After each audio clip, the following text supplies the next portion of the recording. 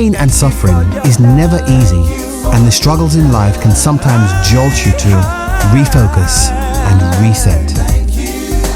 Please listen to these everyday people telling their everyday stories of why they are thankful, even during a global pandemic. This is why I'm thankful.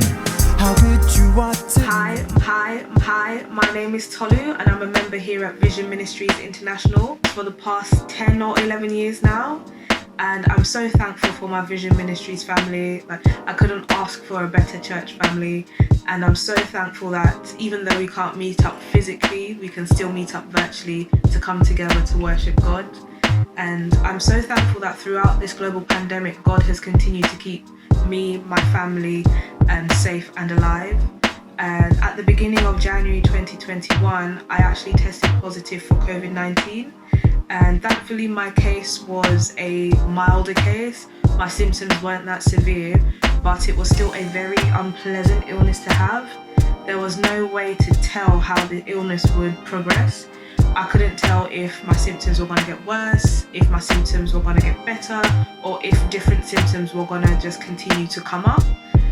But by the grace of God, I've recovered. 2 weeks later, I'm feeling better, I'm back to work, and everything's back to normal. And that was only through the grace of God. God saw it fit to keep me alive because He's not finished with me yet. There's still a purpose and a plan for my life, and God has kept me so that I can fulfill that plan and fulfill that purpose. And throughout the global pandemic, God has continued to bless me and my family.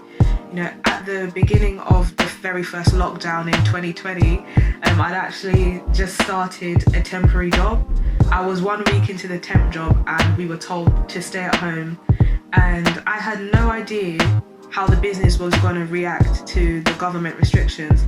I didn't know if they were going to start cutting temp staff or if they were going to keep me on and cut my hours. There was no way to tell. But I actually ended up being offered a fixed term contract in that same position. So now I'm no longer a temp, but I'm actually an employee. And that's only through God again. And I'm also thankful for the lockdowns and for the stay-at-home orders, because I'm able to work from home. So that means I'm able to still be working and still be earning money, but it means that I no longer spend 3 hours a day on the train going to and from the office. It means that I no longer try and squeeze in every minute of my day doing something, trying to be productive. It means that I've got so much more time back, and it means that I can use that time on myself.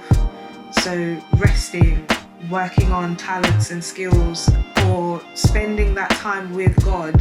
Because I know before the pandemic, I would often neglect spending time with God, but God's found a way to remedy that. So now I'm able to spend time doing things that are more pleasing to God. And I know it's very scary to be in this pandemic. It's very scary to see that over 1,000 people are dying every day. There's no way to tell when this will end. Some people are saying that COVID's going to be around forever. And it can get very nerve-wracking and unsettling, but I just have to hold on to the fact that, this is part of God's plan. God is still in control. Even though we don't understand the plan, even though we don't like the plan, and even though we often may ask, is there no other way? But God's ways are better than our ways. God's ways are higher than our ways. So we just have to trust in God and trust that, there will be good that comes out at the end of this pandemic. Our lives after the pandemic will be better than our lives before the pandemic. And just hold on to the fact that God knows what He's doing. God is in control. He will never leave us or forsake us. And that is why I'm thankful.